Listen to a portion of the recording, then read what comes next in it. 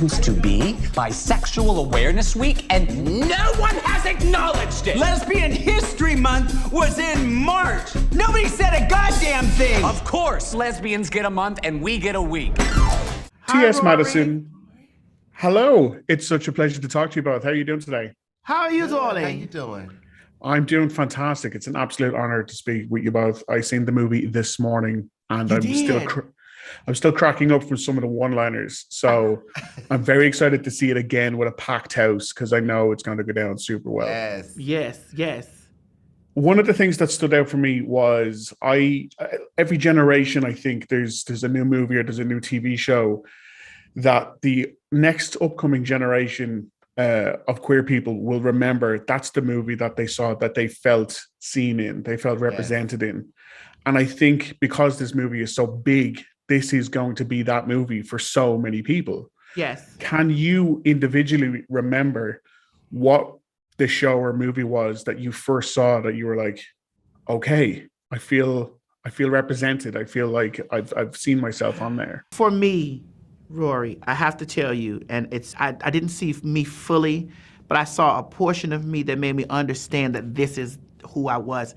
It was The Crying Game, 1992. I remember it like it was yesterday, because I was about 17 years old, no, and I was that young, and I saw. I don't know the actor's name, but I think that I don't know if he identifies as gender nonconforming or because he's played other characters. You know, he played in Stargate or she. I don't know, so I don't know. But when I saw Dill, I know the character's name was Dill. When I watched Dill in The Crying Game, I was like, oh, okay. All right. Now I need to put a name. I need to put a name to it. That's me, but I need to put a name to it now. Mm-hmm. And so what's so iconic about, God, I almost got emotional. What's so iconic about this film is that people will have that moment to see themselves. And people don't understand how important it is to actually find some fragment, some piece of you in a world where you feel like that you are traveling through this place alone and like you don't know what to name it or call it or you know, this was 30 years ago. This was 30 years ago for me. So imagine 30 years ago, I didn't know what trans was. I knew I was a freak, a drag queen, and the F word. And so for me to see that and then find out these many years later that, oh, this is a trans character. Like, it still gives me, like, I just really felt so emotional just now for that because I felt weird. I felt weird 30 years ago, weird. Like where do I fit? Like, what is this, you know? And then to see that and say, that's it right there, that's it. That's it. I'm so happy to be a part of a film like this. You have no idea how happy I am to be a part of something like this because it did it for me. Absolutely, yeah, and it will for so many others as well. And for yourself? Repeat the question for me. When was the first time that you I got so caught up with my sister's testimony. It's like, when was the first time that you ever saw yourself? The first time it wasn't a lot. I've seen people, a few gay people play roles. One in particular is I always mention his name, Gene Anthony Ray, who played it was a show, a sitcom or series called Fame. He was a dancer who was incredible. Lord bless his soul, he's not with us anymore. But I've always been enamored by the arts, dancing, singing, acting, the whole arts culture, performing arts culture.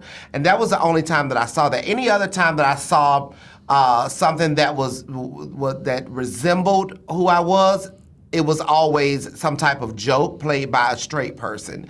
So I've not always had a point of reference where I could identify myself in film and television. In music, yes, there was Sylvester, there was Little Richard, a lot of people in music. But in film and television, I didn't have that opportunity to see people that reminded me of who I was. And so I think this movie is it's going to fill that gap. And it's going to be a very long-lasting effect on children, and not just children, people that have been here before us, that are still with us, that get to say, finally, the work that we've done, you know, the blood, sweat, and tears that we put in to exist in this world and occupy space that we deserve to. Here is the manifestation of all of the seeds that have been planted by so many people that came before us, and. You know, the conversation from this point moving forward, it shifts. The narrative shifts and it changes.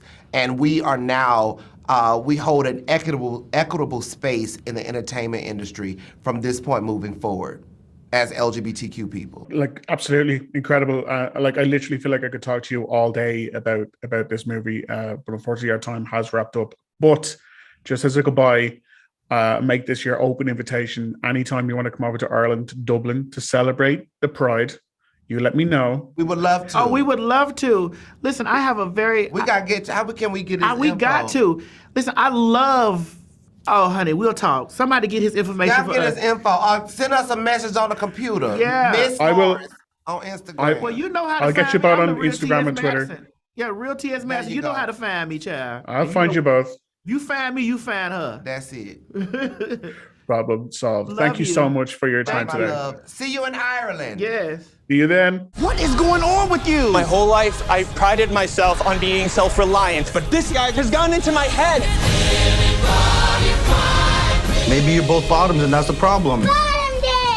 Bottom day. Gay sex was more fun when straight people were uncomfortable with it. Somebody